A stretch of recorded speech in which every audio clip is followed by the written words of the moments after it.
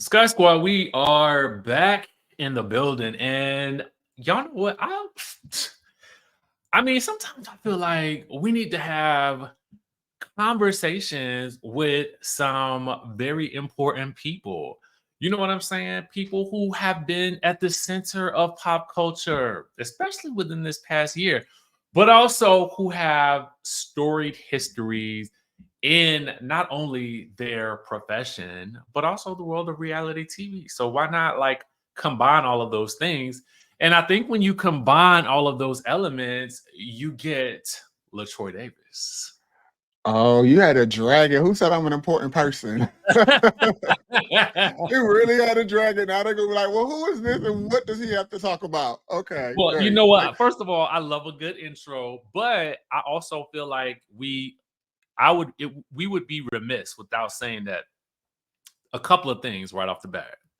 Yeah. Number one, you have been at the center.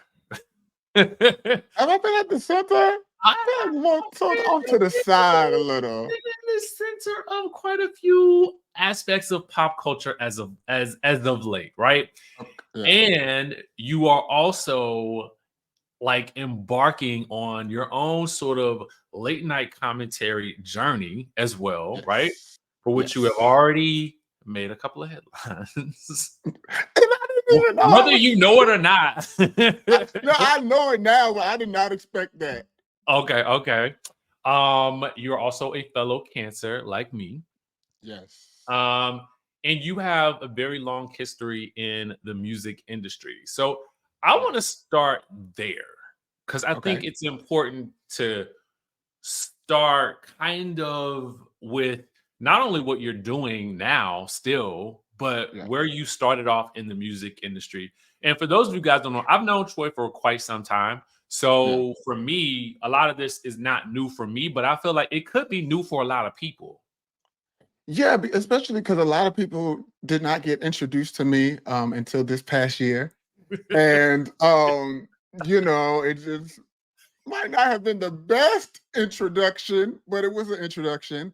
But no, like I got into the music business when I was in college. I went to Clark Atlanta University, and while I was in college, I started interning for Neo's record label in Atlanta at the time.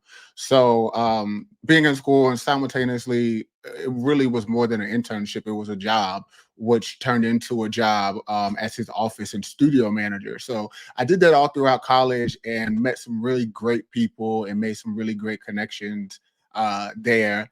And that's where I met D Woods from Danity Kane. And Mm. this is when she was still in the group. The group was ending, but she was still in the group. So I met her while she was still in the group. I remember her calling me, telling me that you can't tell nobody, but the group just broke up. And the group broke up, but we still had to do these concerts together and act like we're still together because it hadn't aired on MTV yet. Gotcha. So I went along with her on that ride. My first real taste of reality TV and how it worked was going to the making the band finale. Mm. So I went to the making the band finale. That was the last time all five of the girls were together, and I got to see how it really worked versus what you saw on TV. So started hanging around her and ended up when she left the group or when the group disbanded, I was like on her street team slash like being her assistant slash like being her manager. I was passing out mixtapes. This is back in the day where like mixtapes was still a thing. I was passing out her mixtapes in like Miami and Atlanta, but then I was the one that was at the DJ booth with the USB drive because this is before you were sending records to DJs beforehand and like, oh, here goes her solo record. Play this. So I got a real big taste of the industry, not only being a office and studio manager for Neo, but that was kind of, that's in a building. But I got a lot of street experience being with D Woods. And then at the time, her sister Chanel, I don't know if she still signed to Young Money, but she was signing Young Money and was writing for Wayne. And so I was around all of those people. And D Woods really took me a lot of places with her. So I'm always super grateful for her in that time of my life. And after I graduated college, I ended up moving to LA. and I moved to LA to pursue a position at Sony Pictures in their music department. So I was in Sony Pictures music creative department for 6 years. I worked on films like Thing Like a Man 2 and The Smurfs. I think 3 we did. There was a Bond movie that we did. So I got to work on some really cool things there. And then I ended up after 6 years, again, being in a building just wasn't my thing. And I had a friend at the time who was like, well, you helped me out a lot already. Why don't you leave Sony and come run my businesses? And I was like, you know what? I'm around all the time anyway, and I help out a lot anyway. I might as well get a check for it. So I ended up resigning from Sony Pictures to go help this lady run her businesses. And I mean, let me pause you right there. Are we not okay. saying her name? Oh, we can say her name. I just call her the lady, but we can say her name. So I'm assuming I will say her name, so you don't have to, right? So Yeah. I'm assuming we're talking about Tamar. Yes, that's what we're talking about. We're talking about the Love and War lady. So again, that lasted about 3 months, and I was like, yeah, this isn't going to work. And actually, there was kind of a bit of a fallout back then, and that was like 2018 or 19. So I then was like, yeah, this is not going to work for me, and got a position at Netflix, and got a position at Netflix's animation film side, doing the same kind of stuff I was doing at Sony Pictures. Because it's animated, it takes a lot longer. So my first film that I worked on there was this movie called Back to the Outback, which was a few years ago. But super excited about this movie, Thelma the Unicorn, that just came out, I think 2 or 3 weeks ago, that I was on start to finish, and it was a musical with Brittany Howard from the Alabama Shakes, which was just super cool. I think there's like 8 original songs in there. So that was super cool. And have another film coming out in June this month called Ultraman Rising, which I got to go to London for the scoring of that film for, which was also super dope. And it was right in the middle. I went to scoring for that film right in the middle of the Love and War 10-year anniversary tour. So I was in London at the scoring stage, but dealing with tour stuff. It was in Atlanta. The stops were 2 shows in Atlanta that I couldn't make because I was in London. But it's like 11-hour time difference. And so I didn't get any sleep basically because I was dealing with tour stuff, but then dealing with scoring stuff on London time. But yeah, and here we are now. I've decided to, so many people have told me, they've told me this for years, like years, over 15 years, that I should like have a blog or something like that. I did have a blog once upon a time. It was called MrLDavis.com. I feel like I was one of those people that was telling you that. Yeah, you were one of those people telling me that. And so I just finally decided, you know what, why not do it? And I have created a late night talk show. It's called The Late Night View. A lot of people say, why do you want to do it at late night? Why do you want to do a late night show? The hope and the dream of the slave is that one day it turns into a real night show. And I just feel like I am made for late night TV because I can be a little unhinged sometimes. So I don't think daytime will be the best for me. And also I'm an insomniac and I don't really sleep at night. So I'll be scrolling and scrolling and I'm like, it would be dope if there was like some new content at night that I could watch and not have to, watch The Breakfast Club or, the clips from The View. It's like, what if there was something new and fresh? Because I know I'm not the only one. So I created that show. I started doing it maybe 2-3 weeks ago. We're still in the pilot season is what I call it while I figure out stuff. But I just upload it as I do it just because of the history that I have. I feel like I have a different insight into things, entertainment wise.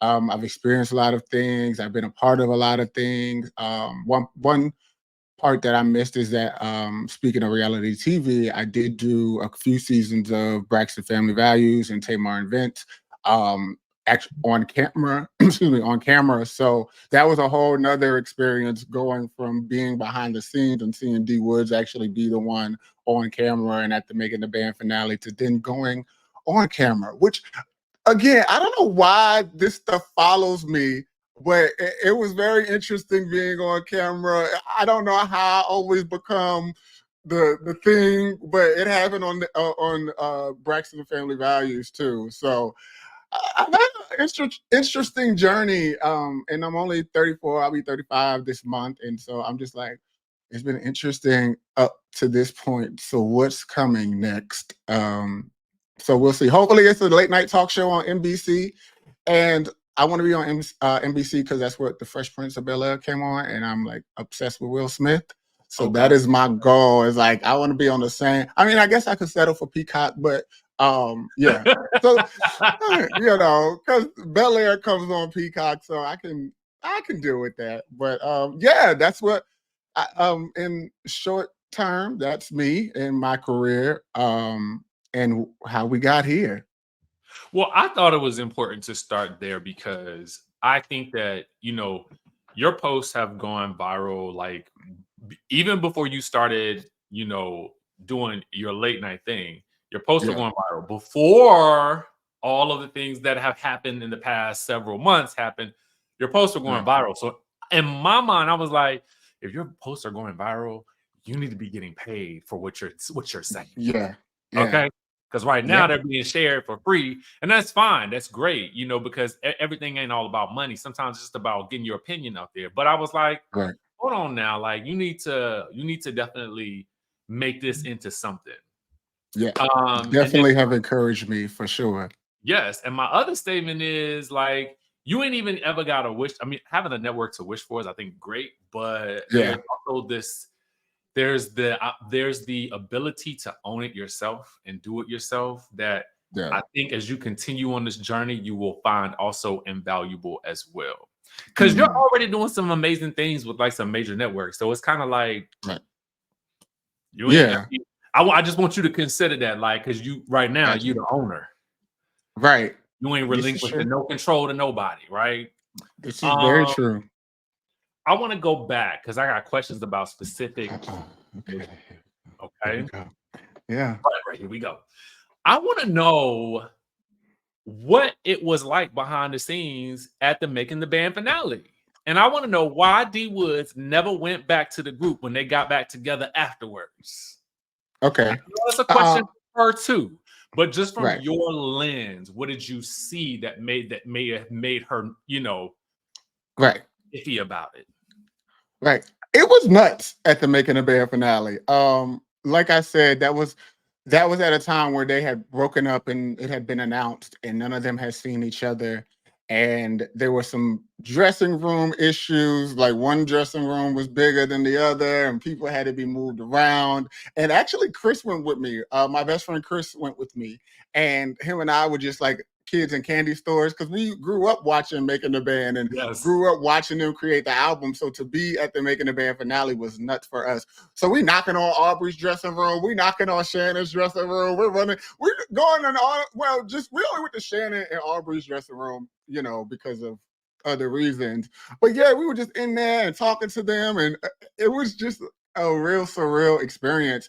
At least I know for me, because again, just to be backstage at that point in my life, I'm like, this is super cool. So seeing all the cameras, seeing how things were like, you know, how they would start and stop, and then eventually seeing it on TV, and I'm like, that's not what the hell happened. I was there, you know. I'm like, this is different than what I saw.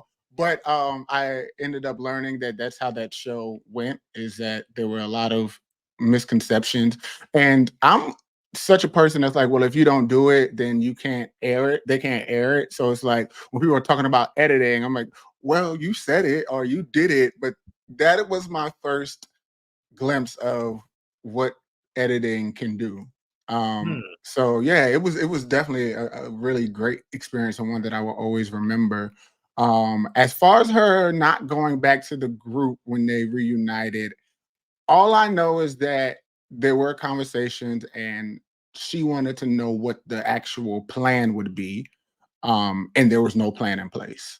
So she was doing her own thing. I don't know if you remember, she was doing that Play with Candy and Portia, where the Legs, Hips, and Body song originally came from, and then it just came back a year or so ago. So she had her own things going on. And I just think that asking her to step away from stuff, although people might have felt like it wasn't as big as Danity Kane, but asking anybody to step away from their plan to join your non-plan is very tricky. And so that's, from my opinion, what happened and why that didn't happen, why she didn't go back. And then if you think about it, Andrea went back for like 3 minutes and then she left. You know what I'm saying? She went back to pay for her wedding, and it was like, okay, peace out. Like she wasn't even, like, the tour started, and then she was like, yeah, no. So she was there for the first part of the show, and then the other three came out and did the second part. So I totally understand why Dee did not rush back to the group, and Andrea leaving the group again before the tour even started, I feel like really should have solidified Dee's feelings with that. Yeah, that makes sense. So, what was it like working for Neo? He's super cool. Like, super cool. I learned a lot. His manager's name is Tango. Tango is definitely a music industry guy, and he carries himself like so. And so, if you know anything about the music industry, they do not baby or pacify you. And he did not baby or pacify me at all, which I really appreciate. But I was doing everything from food runs to having to clean the bathrooms at the studio, which, if you've ever been to a recording studio, they are not the most cleanly places. But I also got to meet a lot of people. Like, I remember one day Mary J. Blige came in there, and I was like, oh, wait, that's Mary J. Blige. And then back at the time, like, Candy had came in to do a record with him, and that's when, again, I'm still fresh and new, and I'm like, oh my God, this is so exciting. But I learned so much there, and I learned because this was like Neo's heyday when Miss Independent was out, and I love her because she got her own. So, like, he was huge. I mean, he's still huge. He's still Neo, but this is when he was really big. So I met a lot of people and made a lot of connections, and he's a super cool guy. I still talk to everybody from that time in my life. But it was again super cool. I was very green. I was in like freshman year of college. I had just moved to Atlanta, and then to get a job, first of all, I get the internship, and then that transition into a job was just super, super duper cool for me. So then you moved to LA. I did, yes. Are you happy you made that move? Absolutely. I don't feel like I would be where I'm at in life without moving to LA. If I had stayed in Atlanta or I went back to Maryland/DC, I don't think we would be having this conversation right now. So I absolutely am. I've been here 11 years, and it has gotten hard at times, but it's been a pretty blessed 11 years. I can say that now because there's not really anything going on that would make me think or feel otherwise.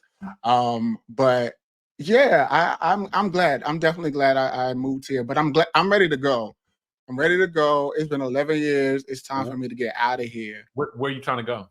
I'm going back to Atlanta for sure. Okay. And I guess that's what led me to my initial question, because I was kind of like, Atlanta's also a big music industry, and also now at least studio film and all that kind of stuff plays. So I was just kind of wondering, like, if you ever thought that you should have stayed in Atlanta, but I'm assuming everything kind of happens for a reason, and now going back would be a different story. Exactly. And like you said, when I left, a lot of movie studios weren't in Atlanta. Yeah. So now I can go back. A lot of studios are, like you said, moving to Atlanta, and it's cheaper. LA is getting so expensive that I'm ready to move back to Atlanta, where I can get an 8-bedroom house for what I'm paying for this apartment. You know what I'm saying? So that's another thing. I feel like there's more job opportunities, and there's just more life opportunities in Atlanta. So, and I miss, like, a lot of Black people. I do. Like, it's just, there's multiple Black scenes in Atlanta. Like, there's just multiple. Here in LA, you got one. And that's everyday people. The everyday people scene, it's the same 5 people that go to every everyday people and every party. So I'm ready for Black History Month every day. Yeah, that's what Atlanta is. How did your first time working with Tamar? How did what led to you not working with her?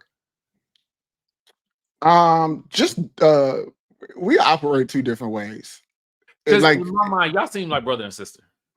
Like that's how yeah, y'all no, act. Y'all act like brother and yeah, sister. I'm gonna let y'all know that. I'm gonna let you know that right now. Just as yeah, somebody that's seen it firsthand, y'all act like brother and sister.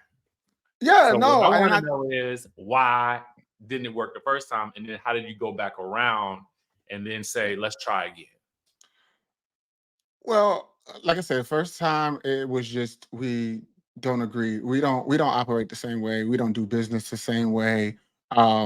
I of course have a corporate background, so there's certain things that ways that I have about me and certain things that I know that she doesn't, and vice versa. And I think there was a lack of um I guess reciprocation on both sides of the knowledge that each other had and the purpose. And so we just kept clashing. And I was like, oh, I can't do this. I did not leave my job for this. And so we had a bit of a falling out then and we stopped talking. Um, then a few years later, um, she had like something happen in her life that caused me to come back around and check on her. And that's what we rekindled our friendship at that point. Yeah, And, I kind of fell back into the Troy role of just always being around and helping and doing things for free. And, again, I had certain knowledge that she leaned on at that time. And that is how we got back to a good place is that I just came back around like I do for all of my friends. Um, yeah, and that's how we ended up reconciling at that point in our lives is just, me showing up for my friends when they needed me. yeah. Yeah. Um, when the Love and War tour was announced, you were also I was happy about it because I was like, oh, just knowing that you guys were like cool and as tight as you were, for Yeah. me, I was like, oh, this makes so much sense. That album Right. is iconic, you know what I'm saying? And then knowing kind of what you do and to see you in that capacity, I was like, oh, this is going to be amazing, right? Yeah. Easy, like in my mind, this is easy. Like this should work. Like it's like bread and butter. And it did work for a while. It And worked very well for a while. so, do you ever wish, okay, because I know that you mentioned you were in London for certain dates. Do you Yeah. ever look back and wish that you were still in London during the date of the Los Angeles show? No, I don't. Because it's a show that I put together, and it's a show in LA, and it was a show at a venue in LA that people want to play, and Yeah, so I wanted to be at all the shows. You know what I'm saying? yeah, I booked every single show, but my job and my career came first, and so that's why I was in London scoring for a film because I had to put.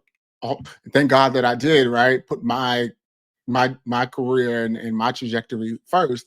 But yeah, I wouldn't have changed it at all. I would have been at every show if I could have. I guess my question really is like, do you think that things would have been different if somehow you had not been there that night to witness what you witnessed with everything that happened with I don't know if I'm supposed to say allegedly because No, I it mean I happened. feel like you was there. No, it happened. She hit that man. Okay. So if you had not been there to witness it, do you think that you would have been do you think that everything would have happened afterwards the way that it would have? I probably would have been more pissed if I wasn't there, and I probably my rant probably would have been a little more aggressive if I wasn't there. Just because I'm like, I would have been like, damn, this happens when I'm not there. Mm, You know what I gotcha. mean? So I would have had the same reaction. I guess the thing is I didn't realize what it was gonna become. I just, I'm a person that just always goes online about everything. And my thing was, well, when I'm defending you and doing what you want me to do and I run online, it's not an issue. But when I do something that I feel the need to do, now it's an issue. So yeah, I didn't realize the next morning when I woke up, I was like, whoa, this is definitely taking a life of its own. But I also do want to point out that there were blogs and outlets there at the show, and some of them reported about the incident before I even said anything.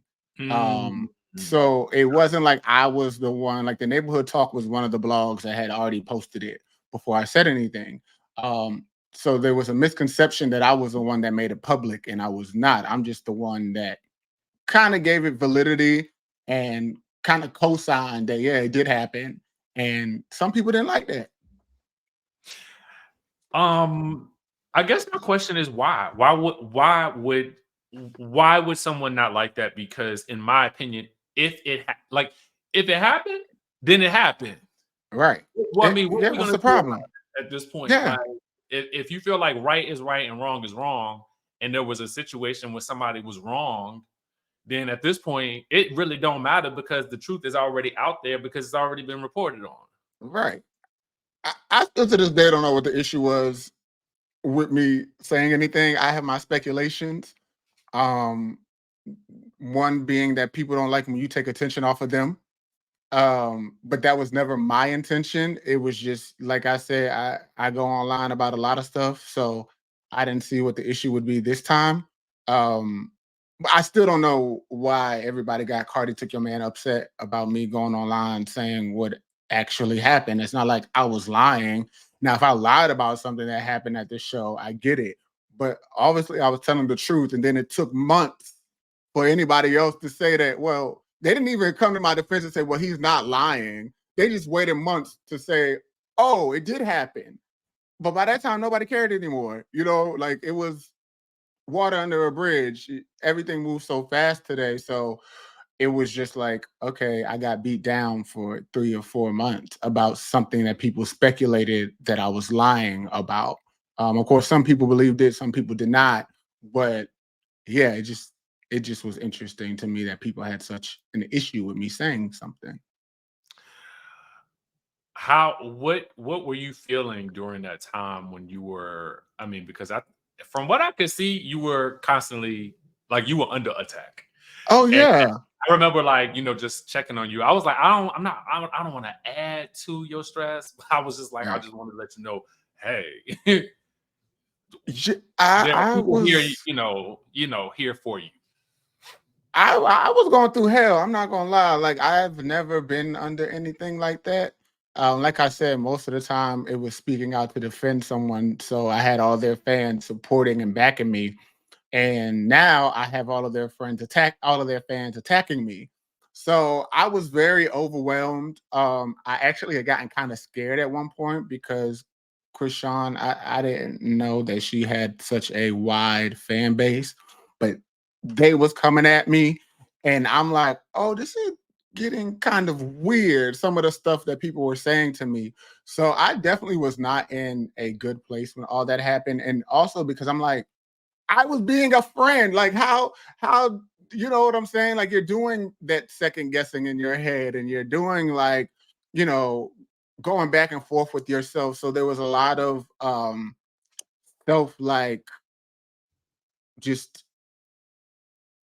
not feeling confident in what I did and not feeling confident in myself. And then there was people trying to take away my contributions to the entire tour. So then people started questioning that. And I'm just like, well, this is my tour.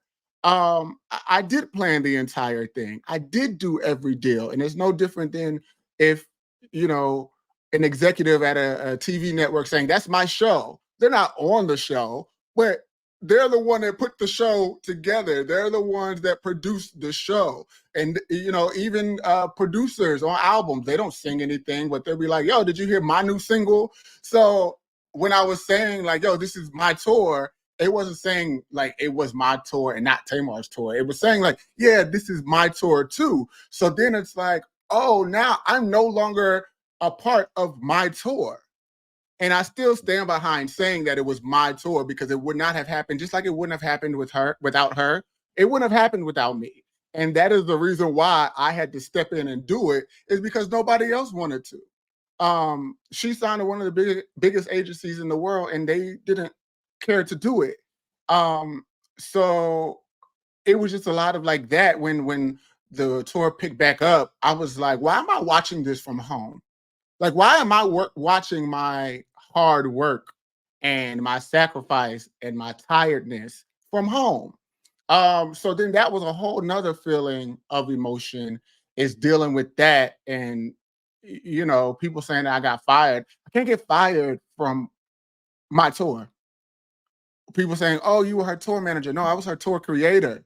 I co-created it with her. It was me and her on the phone.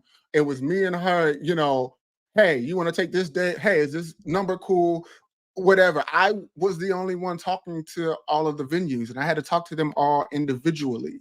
And I had to keep all of that in line. So when people say I got fired, I'm like, I can't get fired from somewhere I didn't work. You know what I'm saying? Like, she don't have the ability to fire me. If you don't want to play a date that I booked, okay, but that's still not firing me. That of course didn't happen. She played every single date that I booked. So yeah, that's what I was feeling. There was like the self-doubt, there was the anger, there was the, like, I don't want to say FOMO, but like the, why am I not there? And you know what I mean? How are they doing this? and what's the reception? And is everybody doing what they're supposed to be doing? Because my name is on this. Whether or not y'all want to say it's my tour or not, I'm the one that closed these deals with these venues. So I was worried about that. I'm like, oh my God, I hope they like doing, everything goes as well as it went the first go around. So it was a multitude of emotions, to answer your question. Yeah. Where do you guys stand today? Like, have you guys Nowhere. you guys have had no conversations? No, she blocked on everything. I'm probably blocked on everything, and there's nothing for us to converse about. Did y'all have any phone conversations at the time to try to maybe sort it out? I'm coming from this. Let me tell you why I'm at. I'm just coming from the perspective of somebody who has seen y'all together. Yeah. That's There were conversations, but they weren't good ones. gotcha. Right. Okay. Right when it happened. There were conversations that caused us to block each other. So there's nothing really for us to talk about. I feel when you throw me under the bus and you lie on me, that's a whole nother thing. Because apparently I sold a video to TMZ for $5,000 of her dressing room video, which she's the one that put that out there, that I sold a video to TMZ for $5,000. And it's like, first of all, I don't know why you think TMZ would pay $5,000 for a video of you. Second of all, if you know anything about real journalism and journalistic integrity, you know that media outlets don't reveal their sources unless the source say they can. And so you want me to believe that somebody at TMZ told you that I sold a video to them of you in your dressing room for $5,000, when one, that absolutely did not happen, and two, even if it did happen, they wouldn't tell you who did it. So that was another reason why I will never speak to her again, is that you publicly lied on me, and you publicly lied about something that was just dumb. And I don't know why she thought that TMZ would pay $5,000 for a video of her in her dressing room. Well, I think that answers my follow-up question as to whether or not you thought that there would ever could be No, resolution between the two of y'all. when you lie on me, it's a wrap for sure. I mean, throwing me under the bus is one thing. I don't know if we ever would have recovered from that, but lying on me and my integrity, especially when my job is like to be trusted with privileged information and like films and scripts and unreleased music, and you're going out to the world telling them that I sell stuff. You know what I'm saying? Like, that I sell privileged things. You messing with my livelihood at that point. And I just, I feel like that they knew it was a lie and they still said it. What? Her and all little interns running around there. What? I mean, what did you do immediately after that? What was your next move from, because obviously that still went on, but you still had work to do. What Yeah, was the next project that you worked on after that? well, I was still, like I said, animation takes so long. I'm still working on projects that I was working in. Like I said, the one that I was in London for hasn't come out yet. It comes out in like 2 weeks. So I was still working on that stuff. Like I still had my job and my career. I was doing this in my spare time. You know what I mean? I was doing this in between my real meetings. And so I just had to keep on working. That's, I had to continue on with my career, which, like I said, I'm glad that I didn't. I did not stop it for the tour because I would have been shit out of luck. Um, but yeah, I just kept working on what I was working on beforehand. Just as a casual viewer, I would say of Tamar, I think she's immensely talented. I think she's super, like, that the great voice. I, as a viewer, I'm always just concerned that the social media aspect of her persona takes over the music. Mhm. Um, so I always think that that's unfortunate, and I always feel like I don't know what the management situation is like, but I just feel like y'all were such a good duo. What you were doing with her was amazing. So I had to touch on that because I just felt Yeah. like y'all created some magic. Y'all really did, Yeah. and It was, listen, I go back and forth with this sometimes in my head. I don't know if I regret doing the tour, but I feel like maybe I should have been more conscious of why nobody else wanted to.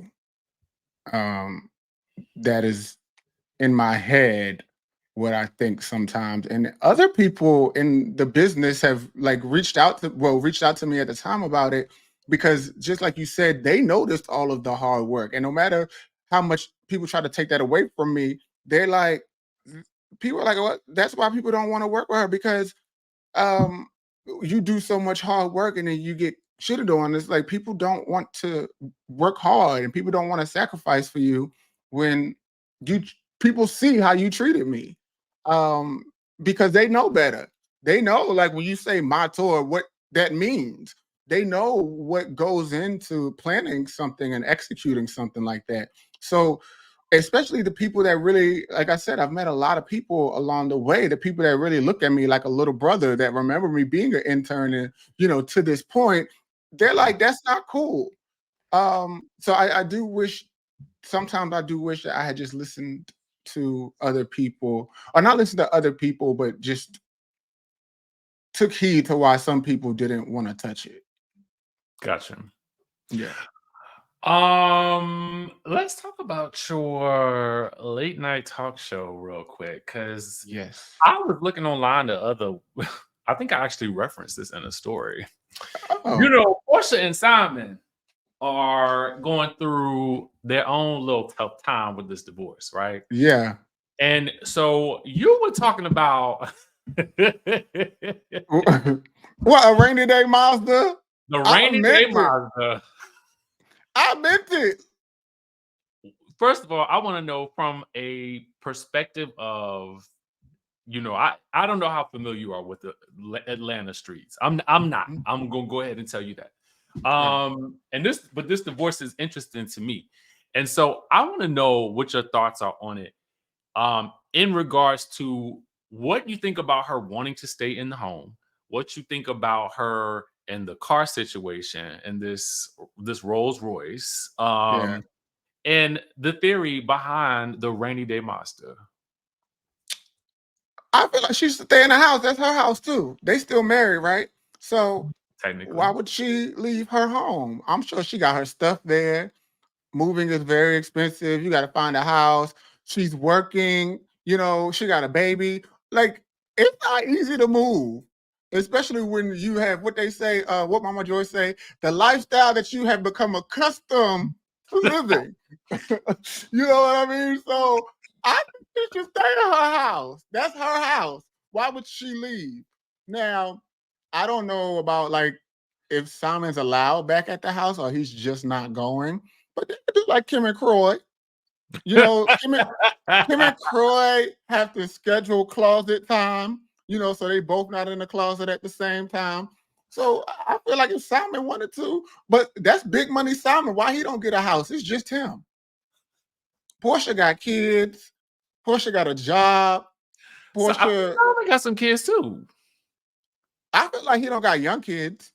Well, so the way Simon made it seem like the kids alleged, okay? Mhm. There was he made it seem like they are displaced because of this Well, situation. what place him? What's the problem? You want Portia and her kid to be homeless, but you don't want you better place them kids somewhere. Or all of y'all come back to the house and we will be the Brady Bunch until y'all find a home. I'm not leaving my home with my kid to be homeless. No. Why you laughing? Because that sounds crazy. I'm still laughing at placing. Yeah. What shows are you watching right now? Are you watching any reality TV right now? I mean, anything on that's like catching your attention? I'm not really watching reality TV. I don't watch a lot of reality TV. I actually don't like series.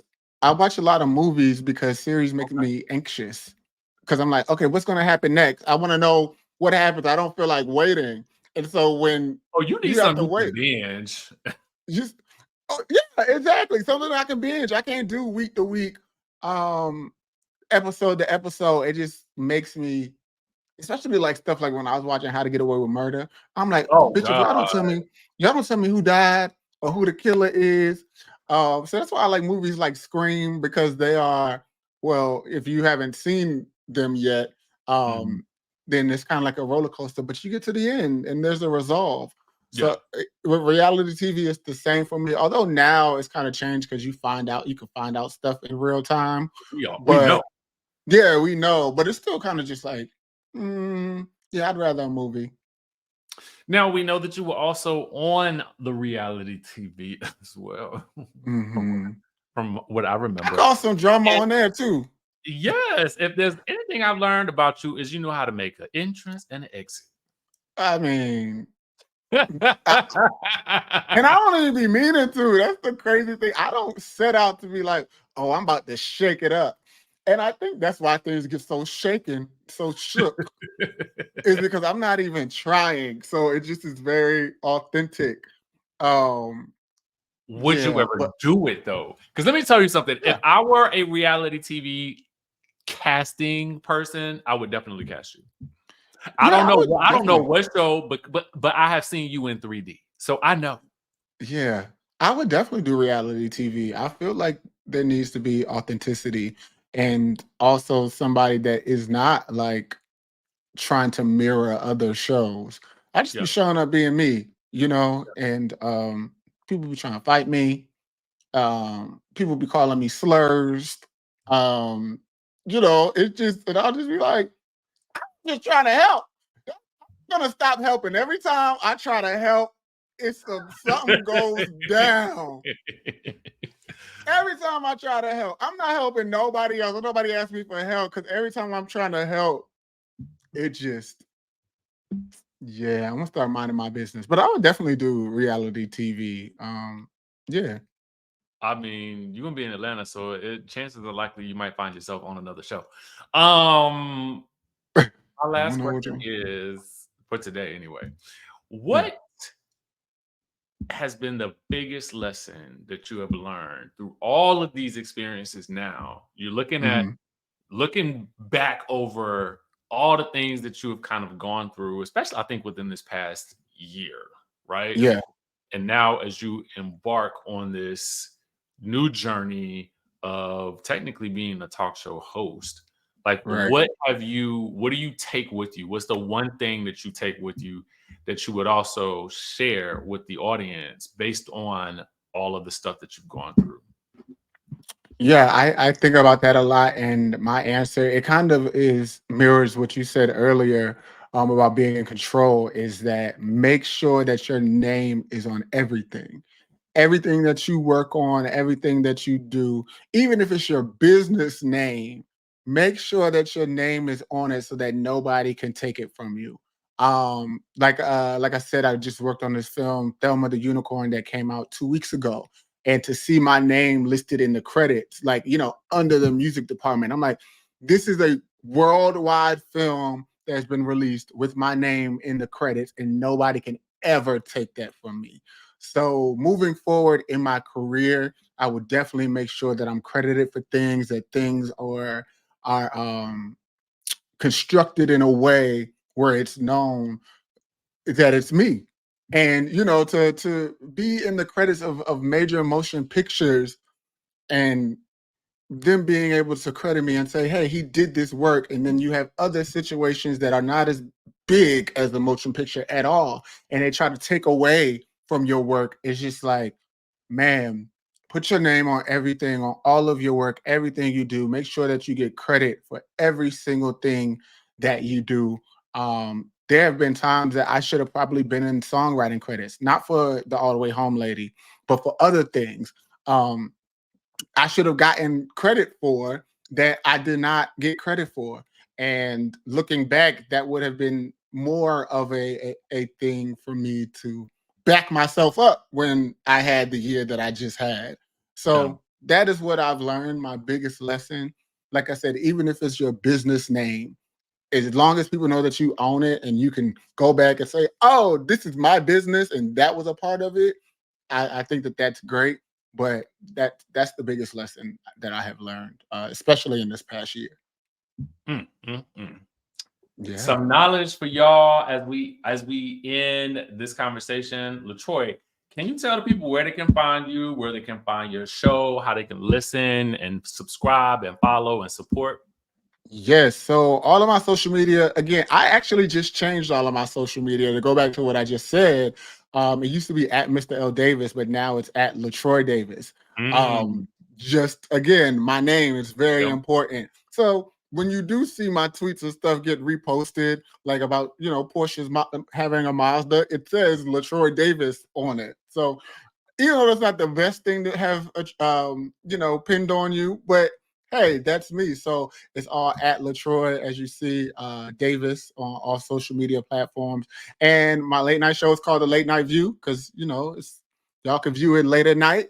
And it's on YouTube / The Late Night View. There's an Instagram page for it as well, at The Late Night View. Working on getting the Twitter situated. So, but you can always go to my social media, and of course, I post it and share the links on there. So that's where everybody can find me at my name.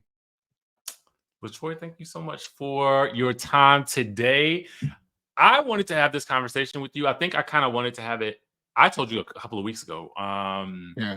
But I also wanted to have some time in between everything that you had kind of already gone through, because I felt like you were already kind of going through so much. I really didn't want to add to any of what was happening, but I think it's better that we have this conversation now, further away from it, because I think it provides a better perspective on it now. Yeah, and now I have like more things going on that are, that people can see that I've really have done. So I do think that timing is great. Yes. All right, y'all. Skye Squad, make sure you are following Letroy. All the information we placed in the links below this video if you are watching it on YouTube or Facebook. And if you are listening to it via audio, then of course, listen to what I said and it will be in the description as well. So, Letroy, thank you so much. And we will see you in another video. All right. Yes, sir. Thank you. All right, y'all. I'll catch y'all in the next one.